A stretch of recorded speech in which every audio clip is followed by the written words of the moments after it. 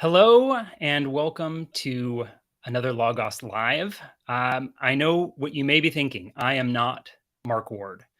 I am Adam Shaeffer, and I work in the customer education department here at Faithlife. And I'm going to be interviewing today Dr. Austin Freeman.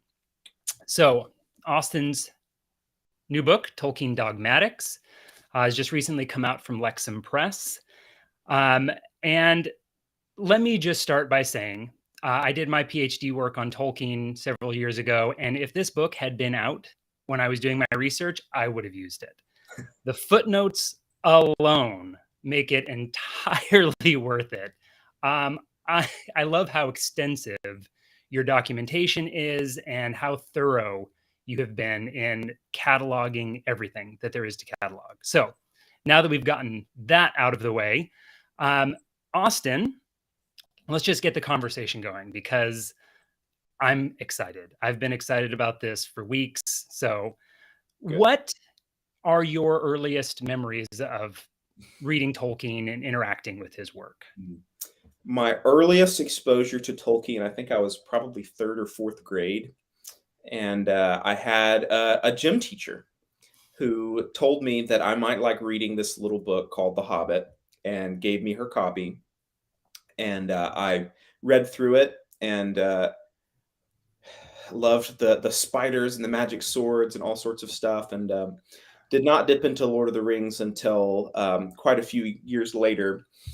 And that was around about the time that the Peter Jackson movies were coming out in 2001. And I think I got into Lord of the Rings before Peter Jackson, but not by much.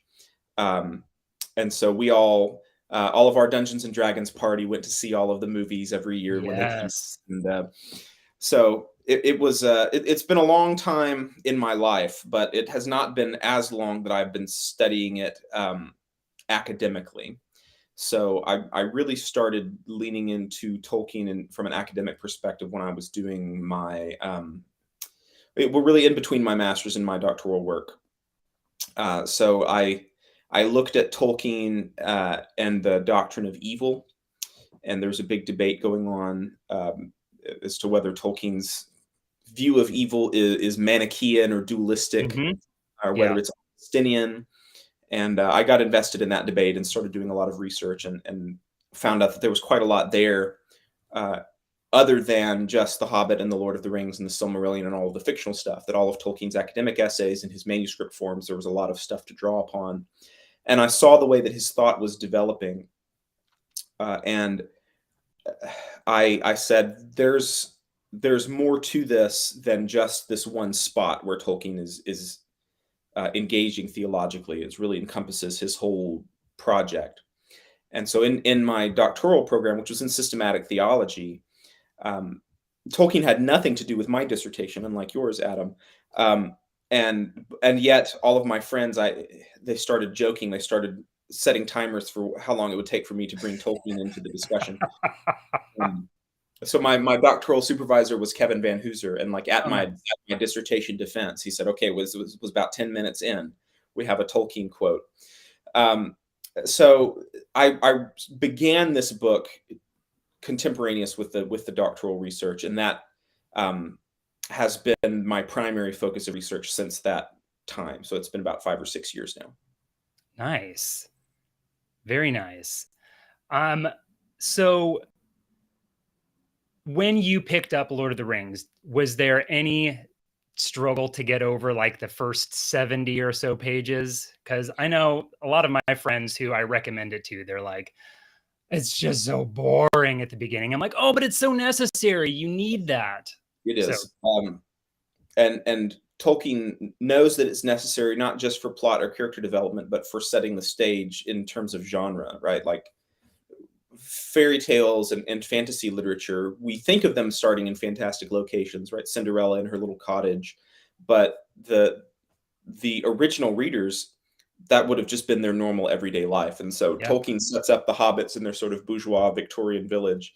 That is the inroad into the higher and deeper and more dangerous forms of fantasy that they eventually find themselves in. So the hobbits are the mediating characters between the audience and this other mythology. So it's necessary that we know them and we know the sort of views that they take before we can appreciate their perspective on the rest of it.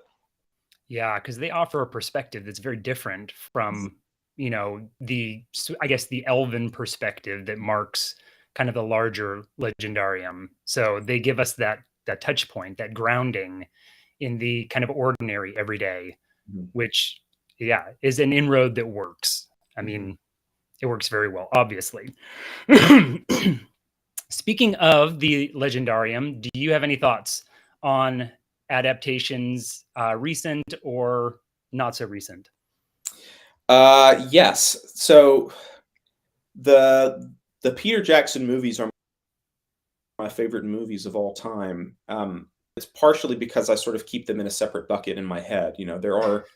There are ways in which they depart, not just in terms of plot, taking out Tom Bombadil in the Old Forest and that sort of stuff, but in terms of characterization and some other deeper things. Um, so the character of Aragorn as being a reluctant king is very much a 20th century American political view of the uh, skeptical attitude towards power, political power, than anything close to what Tolkien's view was.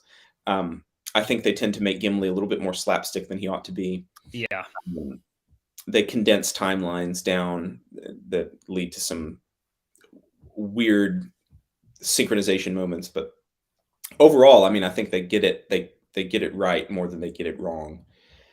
I have also watched Rings of Power, and I was mostly on board with Rings of Power until like the last two episodes, where I thought they made some silly decisions. But maybe I'm wrong. Maybe they're taking it in a different direction. Season two, we'll wait to see. I have a piece for Common Good magazine that came out just a little while ago. My opinion on the Rings of Power, and basically the fact that you can't be neutral about Rings of Power. Um, from some a scent of life unto life, and for others the scent of death, as the apostle would say. Um, and I think Rings of Power is an opportunity for us to show people who are interested in Tolkien and who catch this scent of life from Tolkien, this aura of holiness, to explain to them where that comes from and why. And Mm. for us to just write it off and gatekeep and say this is terrible is a missed opportunity for potential evangelism and for explaining that the fairy tale has come true, right? And Tolkien says in On Fairy Stories that this is the true myth. Mhm. Yeah. I haven't watched it yet, and not because I'm reticent, just because time, sometimes it's hard to find time. Mm. Um, but I have been very excited to watch it, in part because it seems like the focus is going to be on Galadriel. And I want to circle back to Galadriel later because I think she's a fascinating character. Mhm. But before we do, I'm curious if you could explain a little bit about why the dogmatics in the Ah, title. sure. So for people that may not know, dogmatic theology is a particular form of theology, which means we're hewing closely to the creeds, to the tradition. Um, Dogmatics come from doxa, which means to be believed. So it is a theology which is unabashedly in line with little o Orthodox Christianity, right? It's not a philosophical theology. It is rooted in Scripture and in the interpretations of Scripture that the ecumenical councils and other theologians in the main tradition have um, interpreted it. And so Tolkien dogmatics, it sort of says what it is on the tin, right? This is Mhm. not an exploration of um, spiritual themes in Lord of the Rings. This is the way that Tolkien goes through the major points of Christian belief and what he has to say about those things. And that's the way that this book is differentiated from the many other Yeah. very good books on Tolkien. Is that this is not just an exploration of Middle Earth. This Mhm. is an exploration of Tolkien as a man, as a theologian, as a thinker. And so, while there is quite a lot of Middle Earth in there, Middle Earth is used as an illustration of Tolkien's larger theological project, which he gathers from his Roman Catholic faith, Mhm. from his engagement with the classics, from Anglo-Saxon theology, and all sorts of things. So this is a straight down the middle theological academic engagement with Tolkien as a theologian, and not just with the spirituality of his fiction. Yeah, that's great. And that all makes sense of, why so much of what you're drawing from is his letters, Mhm. because I don't know, those kind of seem like Tolkien at his most unguarded, at least as far as what we have access to. Mhm. Because for the most part, these are personal letters that he's writing to friends or To his yeah, children. yeah, kind of Mhm. like the letters from Father Christmas. Those Mhm. are delightful. I've always loved that The Lord of the Rings, which is, I mean, it's my favorite book of all time, obviously. That it all flowed out of what began as just a book for his kids in The Mhm. Hobbit, a story he was telling to his kids, and it gave him an opportunity to dive into all of the depth that he Mhm. had already kind of thought through and developed, that we don't see until after his passing when we get the Silmarillion. Um, yeah, so you were doing your doctoral research, and Tolkien kept coming up. Mhm. Um, One of the things that I love in Tolkien's work is that these deep theological themes aren't right there on the surface. Mhm. So as I was pondering, what I wanted to do for my PhD research, I was thinking Lewis and or Tolkien, and it just felt like C.S. Lewis was going to be too easy to find the things that I wanted. So can you describe a little bit of what it was like to read Tolkien with these lenses to see, the things that you end up drawing out and highlighting in your book? Sure. So as you mentioned, Adam, when the Lord of the Rings came out, we didn't get anything else of Middle Earth except for a few sort of short poems, The Adventures of Tom Bombadil, things like that, Middle Earth adjacent. We didn't get these creation myths or the angelic battles in the First Age and the War of Wrath. We didn't get that until after Tolkien died, and so there was a huge debate even within Tolkien's lifetime as to where is God in the Lord of the Rings. Mm-hmm. Is this a pagan work? Is this a naturalistic work? Is this a Christian work? And if so, in what sense? And that's where a lot of the conversation, even now, continues to happen. I mean, in Yeah. the Tolkien society, there is a large contingent of the society that still does not really want to admit or acknowledge that Tolkien's Christianity can play anything like a central place in interpreting his work. And I think that's a testament to, like you said, how deeply Tolkien has woven these themes into his story, and Yeah. deeply, I don't mean in the sense that he's hidden them way down there where you have to find them. I think that deeply in the sense of that it's so integrated Yes. into what he's doing, and that's what he says in that. The most famous quotation that we have, that the Lord of the Rings is a fundamentally Catholic work, unconsciously so at first, but consciously so in the revision, he tells in his letters. And what that means is that it's the metics, it's the shape of the plot, it's the things that we take for granted in terms of what is right and wrong, right? The ethics of Mhm. sacrifice or of pity or mercy. Those are the things that uh, display Tolkien's values and his beliefs in the book. And a lot of it is unintentional, right? Like when people Yeah. started pointing out to Tolkien that Galadriel was a Marian figure, or that Limbus bread is like the Eucharist, or that Frodo is, or we've got the Munis triplex with Frodo, Gandalf, Mhm. Aragorn as priest and king. He said, "Oh yes, I guess that is true." But he didn't say, "Yes, I designed it that way and I hid it there." He said, Mhm. "Yes, that makes sense." So Tolkien himself, when he's writing or after he's written The Lord of the Rings, comes to realize, and I talk about this in one of the chapters in my book, that there is more going on in the writing of this book than just the things that he's deliberately putting in. That in some sense, he believes that his work has been taken up and used by God to shine a light into the world that had sort of gone out after the world wars. Mm. Um, and that's a pretty bold claim to make, right? Yeah. But this was not something that Tolkien intended to find. He was very humble about it, and it came as a response to the way that people were reacting to his work, Yeah. and saying this is something special. And you mentioned the letters. I mean, for those of you guys that are watching, if you have not read the letters of J.R.R. Tolkien, put that on your Christmas list immediately, because not only is he talking about war rationing with his children, or interior Oxford politics, or forecasting the plot of the Lord of the Rings as he's still writing it, but he also does get into these theological conversations about men and women, and when is divorce appropriate, and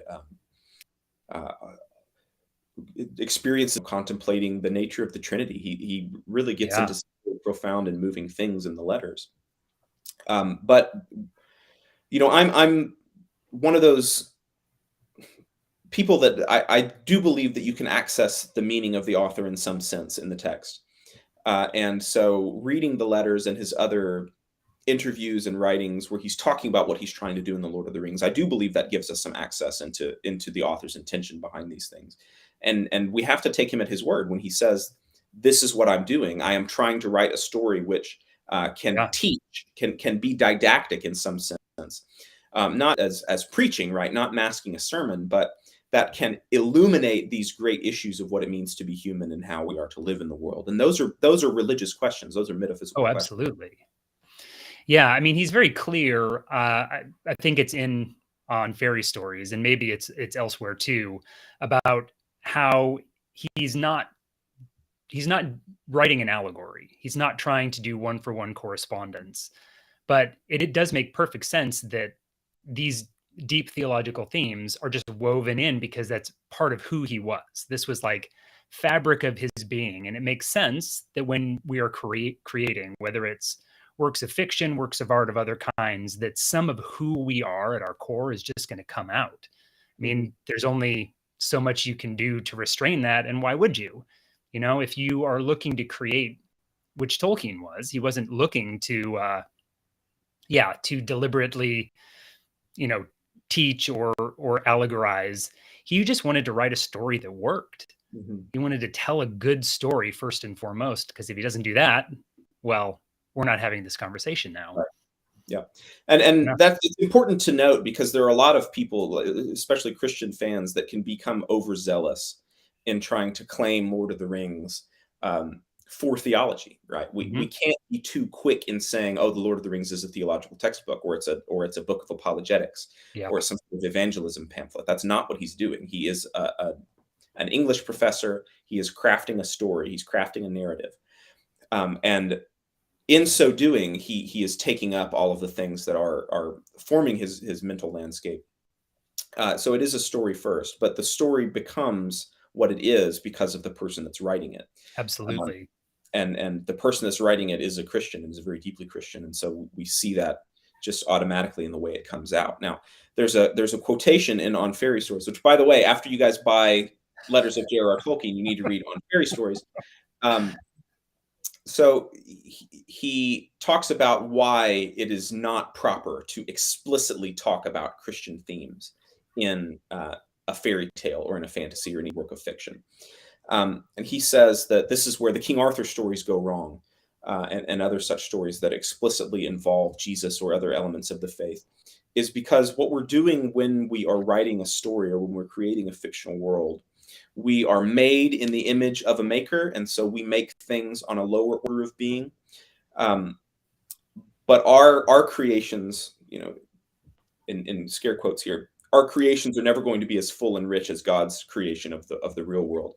And so it's like a little dollhouse, right? We can take some of the, have you seen the micro photography, where they pictures totally that they have scenes, and it's real, and you can be sucked in and you can imagine yourself in the scene.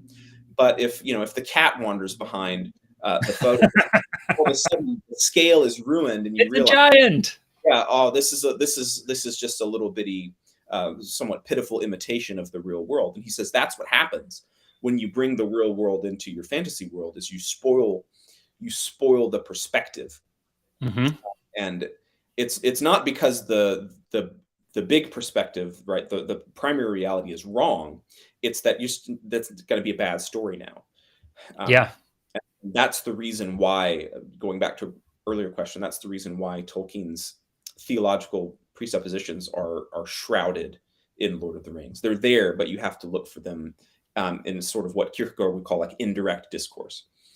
Yeah. Yeah. It's because, I mean, in effect, Tolkien is imagining Middle Earth is not some other planet. He's imagining this as situated somewhere between Genesis 1 through 3 and where the story picks up from there.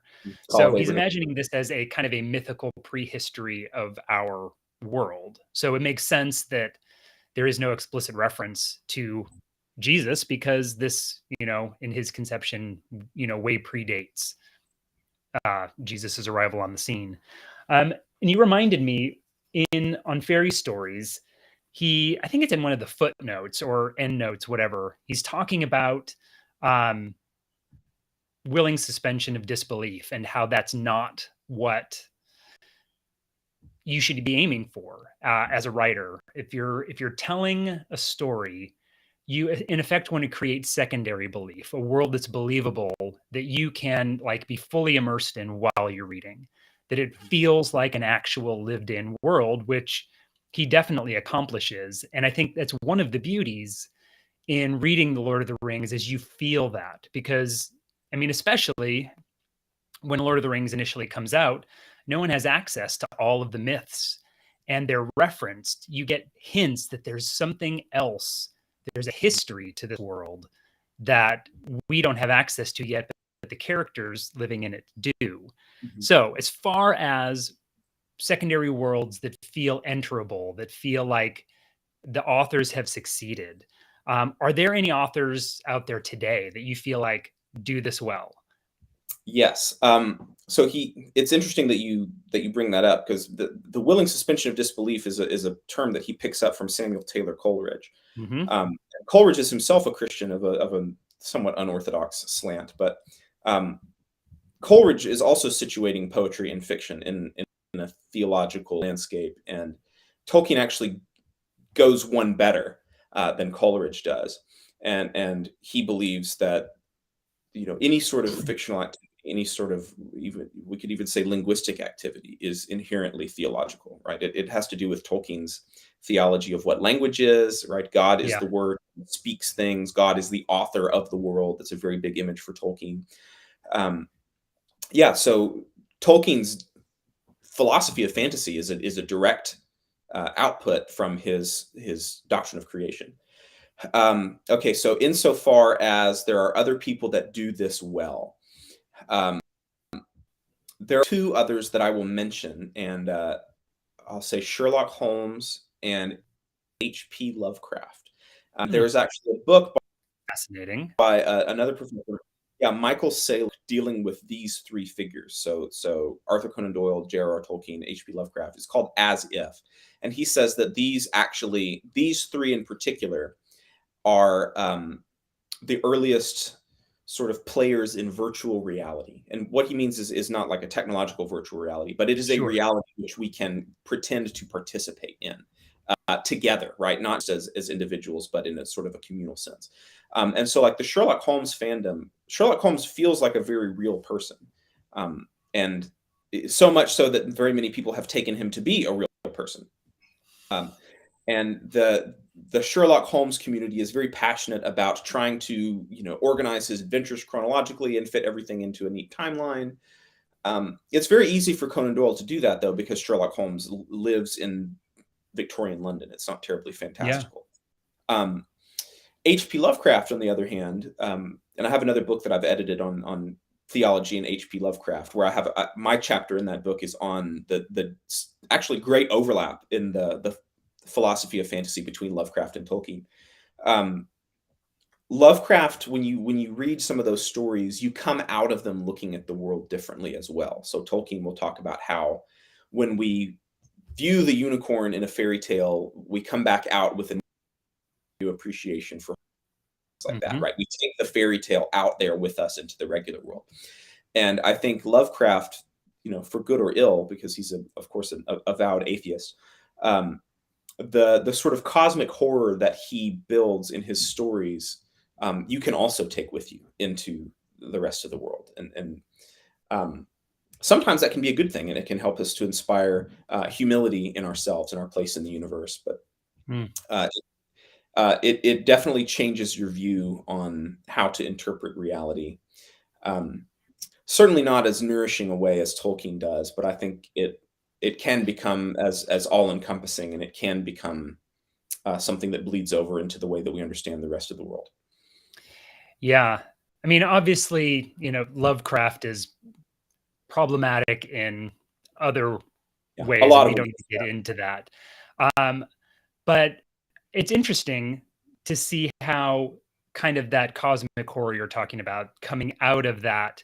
I mean, I don't know if you have read N.K. Jemison's The City We Became, but it's like a kind of modernized reimagining of that kind of world in which there's this cosmic horror underlying existence as we know it. And anyway, it's fascinating, and she's a wonderful author. Let me add an author to the mix who I think does this remarkably well, and that's Susanna Clarke. She wrote Jonathan Strange and Mr. Norrell, and then her most recent book, Piranesi. Jonathan Strange and Mr. Norrell, I remember listening to it. So I'd read it through when it came out, but listened to it in Durham, kind of walking from my office to the library and back. And it just repeatedly struck me that this story, Jonathan Strange and Mr. Norrell, is a fairy story in the exact sense Tolkien is describing. All of the things, from the kind of humble beginnings to the kind of deep transformative storyline that we get to the Eucatastrophe. So since I mentioned Eucatastrophe, and this may be a new concept to folks, but it's very central, very core for Tolkien. I wonder if you want to explain a little bit about what Tolkien means with that and kind of how we see that in his fiction. Sure. So presumably everybody knows what a catastrophe is. It's something terrible that happened. What they may not know is that it has to do with, it's not necessarily bad. It's just an overturning, right? An overturning of things. And so Tolkien adds that prefix eu in the Greek, which just means good, to say that this is a good form of overturning. And Tolkien highlights, as you say, that the Eucatastrophe is the signature element for a good fairy story or a good fantasy. And this happens when, if we look at the shape of the plot, we start with a stasis or with a introduction, and then there's bad things start to happen to our characters, or conflict is rising, or it kind of goes like this. And then the climax happens at that turning point, right? The very bottom of this curve, when everything seems the worst, when it seems like the bad guys are going to win, something unexpected happens, something unforeseeable, some seemingly chance event that turns the tables. And we have this leap of exaltation when this happens. And Tolkien gives examples of this in his own work. So when the Rohirrim arrive at the Battle of the Pelennor Fields before Minas Tirith, that is a eucatastrophic moment. When the eagles arrive at the end of The Hobbit, the Battle of the Five Armies, that is a eucatastrophic moment. And our spirit responds to that because Tolkien says this is the way that the actual universe is designed, right? The universe has a plot. And the Eucatastrophe of human history is the incarnation, which we will celebrate very shortly. And the Eucatastrophe of the incarnation is the resurrection, he says. So the idea of this good disaster, which comes in almost from outside, almost to the extent that's a deus ex machina. It's this thing that the characters almost could not have contrived themselves.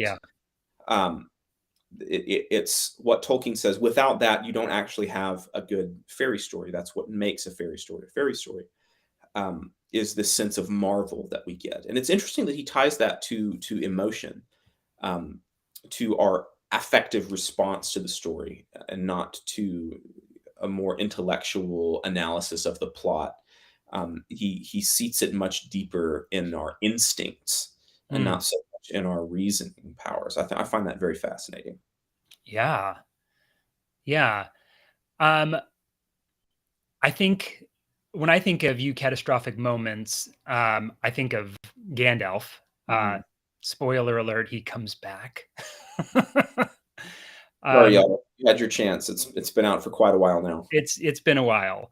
And when I think about, that eucatastrophic moment, um, it reminds me of a comment George R. R. Martin makes about where Tolkien went wrong. He says Gandalf should have stayed dead. And if any of you know anything about Song of Ice and Fire, you know George Martin kills off a lot of characters. So he says Gandalf should have stayed dead. And I take objection to that because it's a misunderstanding, I think, of this eucatastrophe and how important it is for Tolkien in in what he's doing. And I'm realizing I had intended to phrase this as a question to set you up, but Lev Grossman, I think in 2005, called Martin the American Tolkien, and so yeah. Do you have any thoughts about that? Only from distance, because I have not read George R.R. Martin, and I have not watched Game of Thrones, and it's not really any comment on the quality of those products. It's just a personal decision that I've made That's based on fair. the nature of some of the things that go on in that.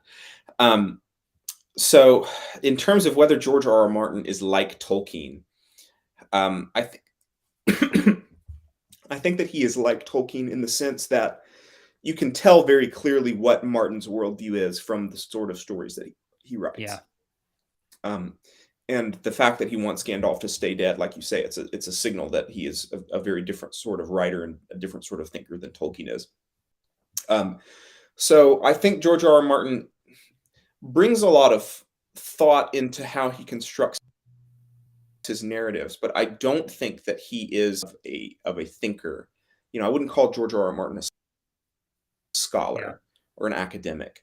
And one area in which Tolkien is distinct from Martin is that The Lord of the Rings is not some weird, quirky side project that's siloed off from the rest of Tolkien's work. It comes directly out of his studies of Old English and Middle English and that literature. It comes directly out of the way that he thinks language works. I mean, he says that he starts Yeah. writing Middle Earth as a way um, to embody his private languages. When he starts writing Elvish, he Yeah. believes that the way that language works, it has to have a community that is speaking it. Hmm. And that language and myth, language and storytelling go together. So uh, he has this cohesive um, thought project that he's working on in every element of his life, and Middle Earth is an aspect of that. George R. R. Martin has a lot of projects that he's working on in his life, but they are to the neglect of his fantasy project, as I think many fans complain about. So, I mean, there's a very glib response to say George R. R. Martin is the American Tolkien and that he sells a lot of fantasy books and he's very popular. Um, but I don't know. I don't find that comparison apt. Yeah. Um, I don't think that there is anything like the same sort of atmosphere. Um, you don't want to be in George R. R. Martin's worlds. Um, No. and I think that's because George R. R. Martin, in a way, doesn't really want to be in this world. Hmm. Right? There's a dissatisfaction with reality that we can find. And again, I might be completely wrong with that. I'm sort of like armchair criticizing without having done any real work or research into Martin's writings. So maybe that's all I should say about that. Yeah, I think that's a really interesting observation because maybe it's a different piece that Martin wrote. I can't remember. Um, he talks about why fantasy is so compelling, and I think it's the element of escape that kind of he circles back to again and again. Is that in these stories, there's a world we would rather inhabit. So I think you may be onto something, armchair or not. Yeah. Got my armchair right here. Okay, I said we were going to circle back to Galadriel, so let's do that. Okay. I think that she is a fascinating character, but not necessarily if you're just reading The Lord of the Rings. She's interesting, but she seems kind of distant and aloof and, set apart, I think. Which, seem like with the conflict that can occur internally with Galadriel, she seems like she's above all of that. Yeah, she definitely does. But then when we read the Silmarillion, we find out a lot more about Galadriel. So can you explain a little bit about what makes her character more complex and compelling, maybe than what we see in The Lord of the Rings itself? Right. Yeah. I just said that I don't think we can see any internal conflict in Galadriel. I think I'll take that back immediately, because the window that we have into her character and into the development that she's had since the Silmarillion is in the chapter "The Mirror of Galadriel," and she faces a temptation to take the ring. Frodo basically says, "Here, do you want this? Like, please." And she thinks about it and she rejects it, and she passes the test, and then she says, "I will diminish and go into the West and remain Galadriel. I will remain who I am, but in a lesser sense." So what does it mean that she will diminish? What does it mean that Galadriel will become lesser? Part of it has to do with the fading of the elves in general, and with this departure of enchantment and of magic and fairy from Middle Earth as we move into the age of history, into the age of men. But it also has to do with the fact that Galadriel came to Middle Earth looking for a kingdom. So for those people that have not read the Silmarillion, or maybe you need a refresher and you're getting all of your elves names that begin with the letter F confused, right? There's quite a lot of them. So the elves awaken in Middle Earth. They are taken over the sea to the land of the gods, to Valinor, and there they stay for quite a while. The greatest elvish craftsman, Feanor, he makes these 3 gems, the Silmarils, which is where you get the title of Silmarillion from. And they capture the light, the untainted light of the 2 trees, which were the way that we lit the world prior to the creation of the sun and moon, this unfallen light. And the Silmarils get stolen by Morgoth, who is Sauron's boss. And if that idea intrigues you, that Sauron has a boss, then go read the Silmarillion. And so Feanor takes his kinsmen, and he takes all of the people that listen to him to go wage war on Morgoth so that he can get his stuff back. And it's no more noble than that. I mean, it's true. Feanor really, his purpose is, these are mine and I'm taking them, and no elf or Vala is going to stop me from claiming what's mine. So he's a complex character and a tragic character. Yeah. His flaw. Now Galadriel goes with them, and it's specifically not because Galadriel supports Feanor. It's, in fact, we are told that she doesn't really like Feanor very much. It's because she wants a realm that can be conquered and that she can rule over. She wants to create a kingdom for herself because she sees this potential in herself to be one of the great. And so she goes to Middle Earth. She fights in the war in some sense. We're not really given a lot of images of Galadriel, wielding a sword as we are in Rings of Power. But clearly she's involved in the conflict somehow. She receives one of the 3 elven rings and get her kingdom, and she rules over it with her husband Celeborn, who I was glad to... well, I won't spoil anything. Anyway, she has been in Middle Earth for quite a long time, and she does this with the knowledge that she has been exiled from the land of the gods, right? Like, if you leave, there's no going back. You're not coming back. That's the doom of Mandos. That's the declaration that the Valar make. So the Noldor, people of Galadriel that we see in the Third Age, they are exiles, and they are in a sense cut off from the holy angels, the Valar that are ruling these things. They are penitents in some way.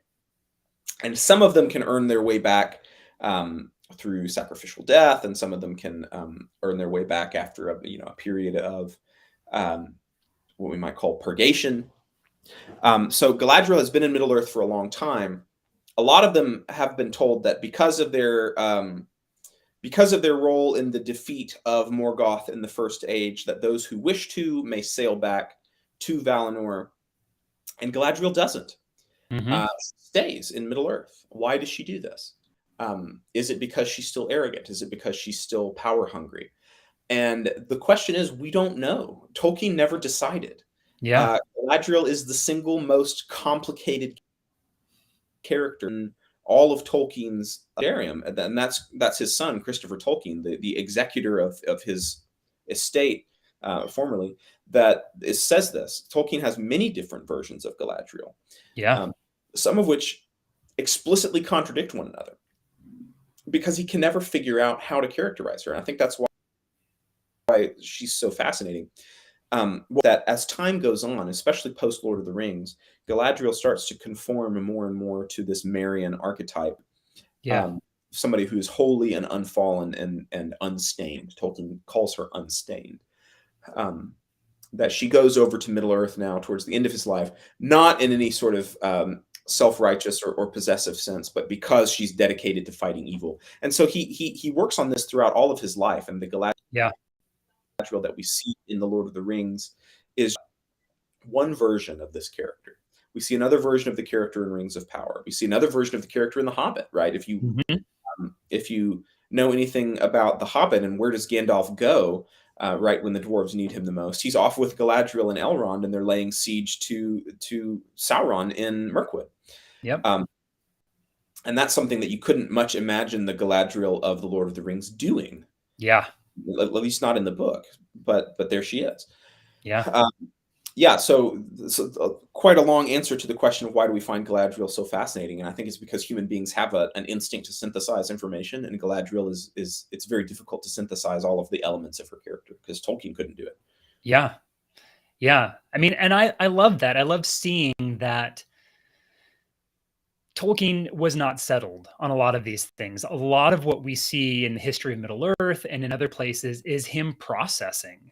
Like he has stories in which it seems like he's trying to get himself to an answer to a question that he's posing. These aren't meant to be out in the world.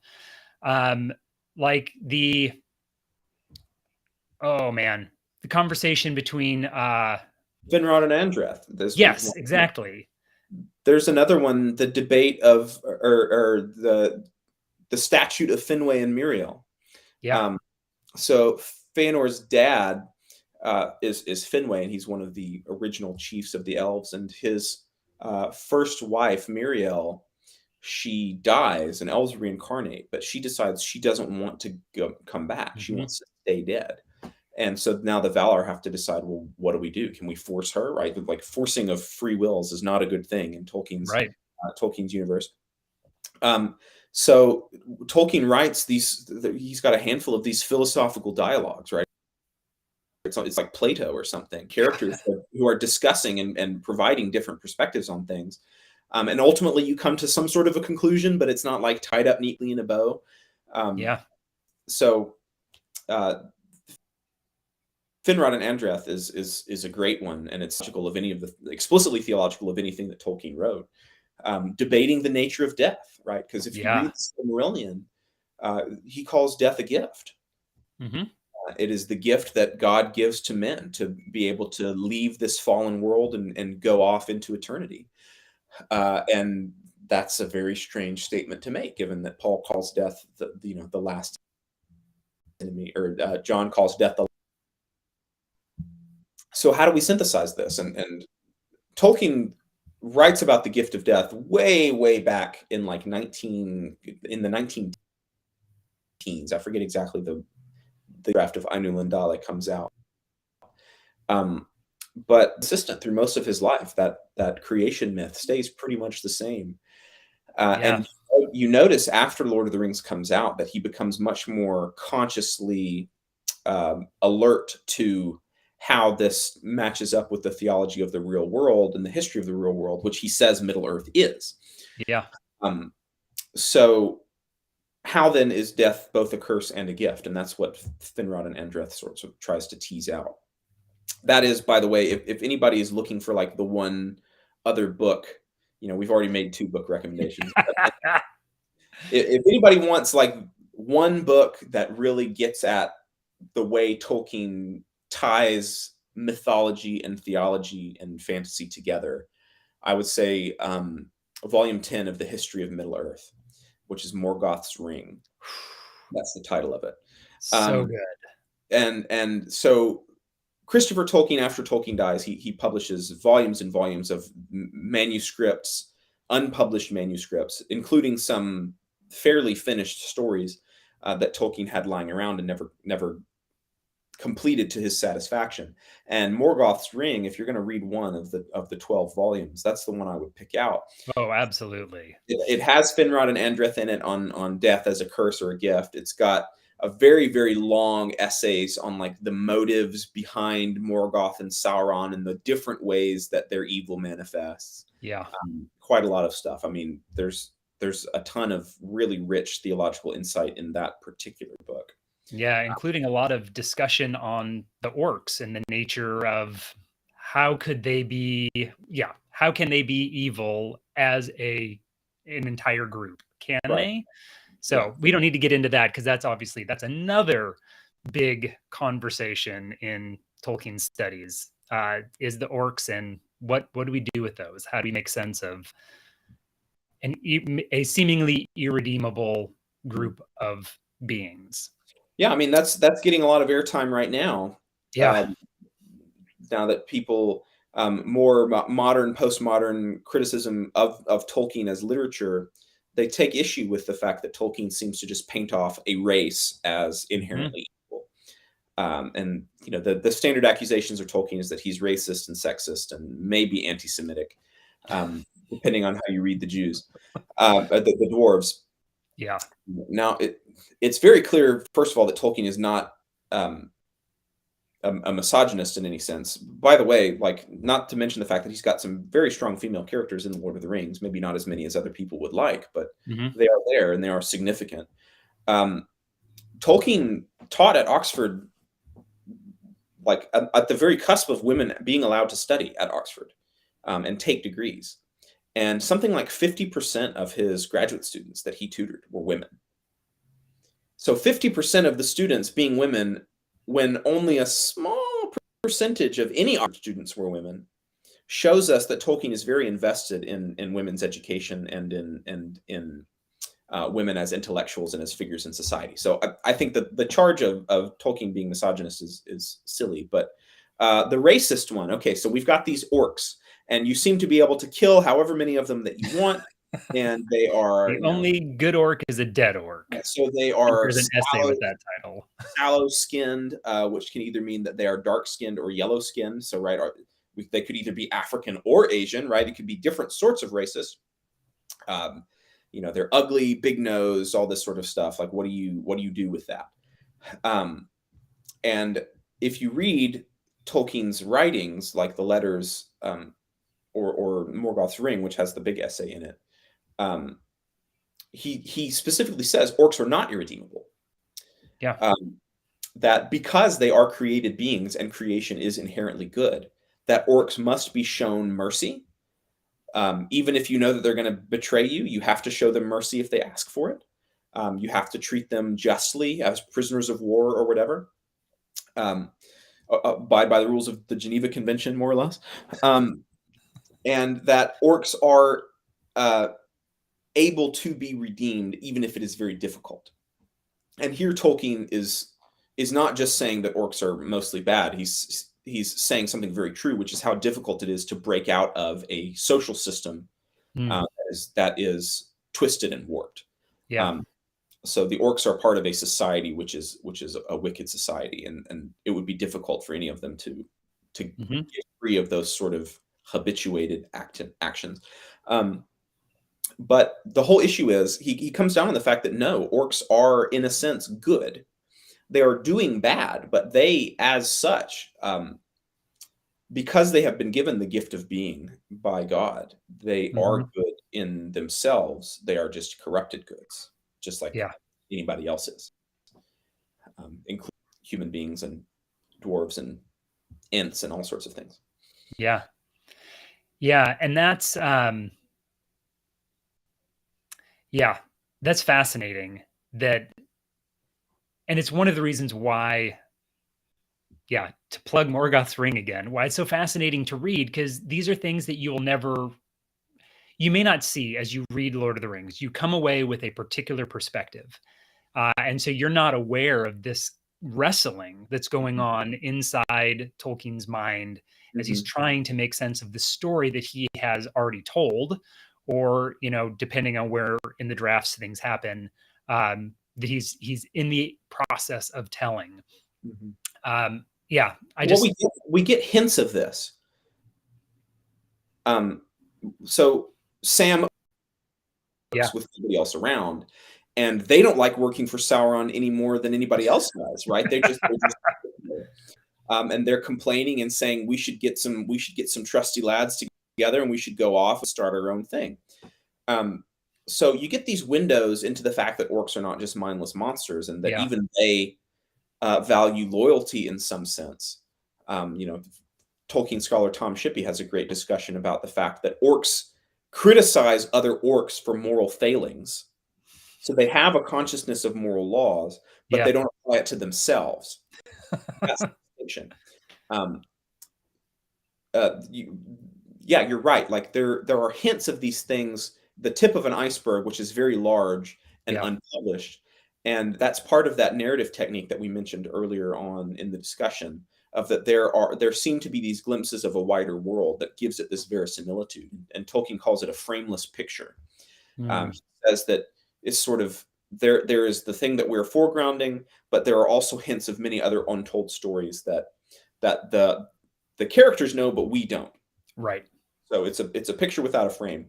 And actually, that was one of his struggles with whether he even wanted to publish the Silmarillion, was because then it's in the frame. right, The saga of Beren and Luthien, which we only hear snippets of in the Lord of the Rings, well, there's the whole thing.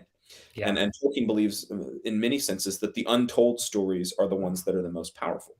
mm, So there's a struggle as to how much he really wants to divulge of the inner workings and the other stories, the other untold stories, because he feels like that's part of the effect of the Lord of the Rings, is these hints of larger worlds. And yeah, it's kind of like when the Star Wars prequels came out, right? We know that Darth Vader used to be Anakin Skywalker. We know that he had some sort of relationship with Obi-Wan Kenobi, but the fall of Darth Vader in your head is always going to be more epic than whatever gets put on the Hollywood screen. yeah, It's the same with Lord of the Rings. yeah. Yeah, we don't need to get into the prequel trilogy. We really don't. I have a lot more respect for prequel trilogy nowadays. I'll just say that. Well, that's good. That's good. Since we're talking about kind of disputed or debated things, I have kind of one more nerdy question, and that is about Tom Bombadil. Um, I have my own pet theory, but it seems like everyone in Tolkien scholarship has a Tom Bombadil theory. Yep. Who is he? What's happening with his character? I'm curious if you have a favorite. Yeah. So one of my professors in the PhD was D.A. Carson, and D.A. Carson is very good at resisting this trend toward overcomplication in scholarship. Mhm. Um, Sometimes they'll just say, "No, this is what it means. We don't have to read anything else into it, right? Just keep it simple, stupid."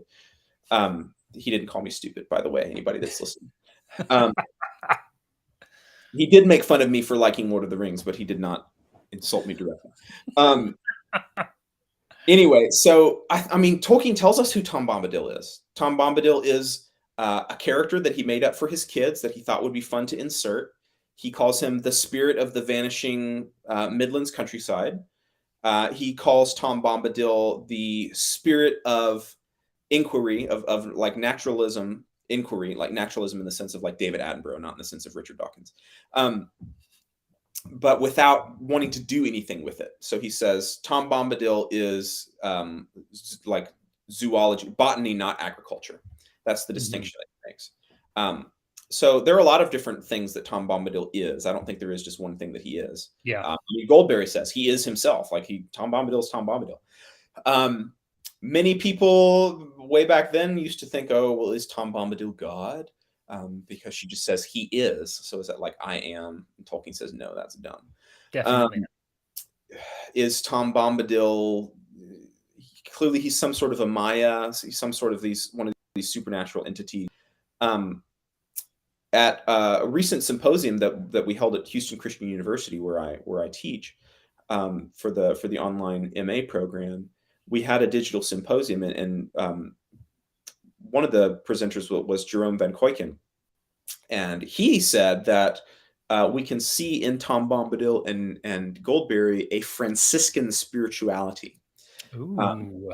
And we know that Tolkien thought Francis was cool, because when Tolkien and Priscilla go and visit Italy towards the end of his life, they go and visit Assisi and all of the Francis monuments, but they don't even go to Rome. Right? Don't go to Rome. They do go to Assisi. So, and Tolkien is meditating on Francis's hymn to the sun and all these things. So this idea of oneness with nature was sort of poverty and simplicity, was sort of Franciscan element to that. I find that pretty persuasive. Yeah. I think that's a really good take on it. I don't know, what's your theory? So what I've kind of come up with, I mean, it doesn't feel like he fits into the categories that we have. He's something special. You're right. But I feel like a lot of people have said that they think he's one of the Valar. And I'm like, I can't be, because, you know, Tolkien's very clear that if Sauron gets the ring, even Tom Bombadil's going to fall. So, you know, there's this hierarchy of being. And if he's kind of one of the top tier, I forget if it's Ulmo, who's kind of the favorite for some people, but I feel like no, that can't be. Is the king, right? The High King. Yeah. You want to say that he's Manwë. The other issue with him being one of the Valar is that none of the Valar are in Middle Earth. They're not supposed to be. Right. They're restricted from being in Middle Earth by God. That's not part of their remit for governance. That's why they send the wizards. Yeah. So it would be very naughty of them to be hanging out in the old forest in the Shire. Yeah. So I've kind of settled on, I think in some way he is an embodiment of the unfallen creation. So Sauron gets the ring, the unfallen, Arda unmarred, would fall. Like that's the kind of power that Sauron would have. So in some way, I think he's kind of like the antithesis of Ungoliant, but not quite. Anyway, I don't know. It's a not fully formed idea, but I feel like it fits kind of what we have better than kind of a lot of the other theories that I've heard. But I really like this Franciscan one. Yeah. That sounds... Well, yeah, I told Jerome he needs to do something with it, because it's something that I haven't heard before. But it makes sense given what we know. He made a very strong textual argument there. So the other favorite theory that I had, which like I don't buy but is really interesting and fun to think about, is Tom Bombadil is a visitor from another fictional world, and that's why he doesn't fit. Huh. Right. This is Tolkien sort of doing a meta authorial thing that, because he says, I forget where he says it, but like the fact that Tom is not affected by the ring. Tolkien said, I wanted to show that like our understanding of the rules breaks down eventually, right? Like we don't know everything, and there's always going to be unexpected stuff happening. Yeah. So the idea is that maybe Tom is somebody from another set of stories, another world, that is visiting. And Tolkien, so like Tolkien is very informed about like Icelandic sagas and other things, and he would have known that we have what are called interloper deities, that one culture will adopt the deity from another culture, as a sort of a foreigner that inserts themselves into their mythology, and maybe that's what Tom Bombadil is. Anyway, I think there's a large tendency to overcomplicate what Bombadil is, and my opinion is he's a fun character that Tolkien thought his kids would like, and that he wants to make a point about conservation. Yeah. But I mean, it's fruitful to talk about. Yeah, I agree. Okay. I have really enjoyed this conversation. Any chance to talk Tolkien with someone else who knows and loves his work is a joy for me. So thank you so much for taking the time to chat. As a kind of wrap-up question, if you could time travel and go back to Oxford and you got to sit in, get to be a guest of a meeting of the Inklings at the Eagle and Child, what is one question that you would ask Tolkien? And if you have one for C.S. Lewis too, or Charles Williams, or any of the crew, what would it be? Well, I think my question to C.S. Lewis would be easier, which is, why are you letting Charles Williams into this club? Some of Charles Williams stuff is weird. I am not a Charles Williams fan. And like, Tolkien was very suspicious of Williams. Like, he was friendly towards him, but he was not into that. And he kind of questioned Lewis's judgment for how much Lewis got swept up into the Williams circle. So that's my question for C.S. Lewis, is what's up with this? That's a good one. For Tolkien, I don't know. Like, I think about something simple, like, who's your favorite theologian? Like, we know he owned a copy of the Summa Theologica, but I also see a lot of parallels to Irenaeus, and we have no record of Tolkien reading Irenaeus. I mean, he could have. Like in the fall of man narrative that we mentioned earlier in Morgoth's Ring, that human beings are explicitly said to be like children and need to grow up into maturity. So I ask him how much of his patristic stuff he knows, and what that is. I would ask him, maybe, how do you think we're doing in terms of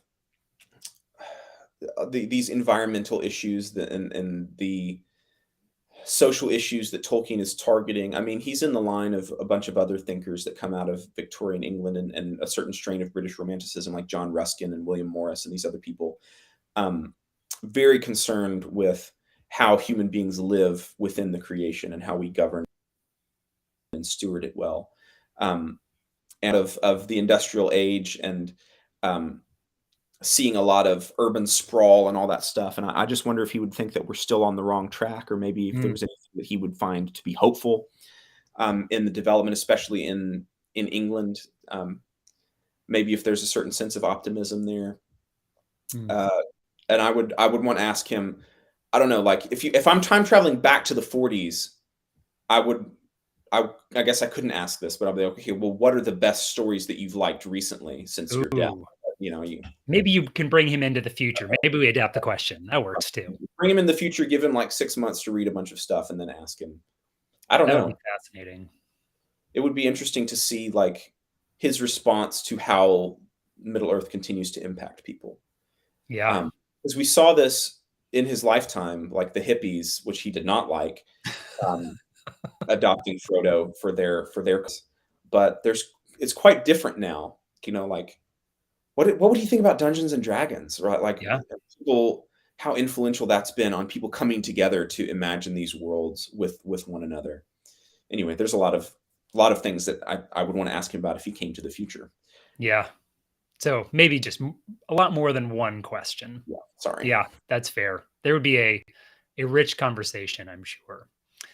And speaking of rich conversations, this has definitely been one too. So, Austin, thank you so very much for your time. And thank you to all of you who joined us today. I hope that you have a Merry Christmas and a Happy New Year. All right. Thank you all. Thank you,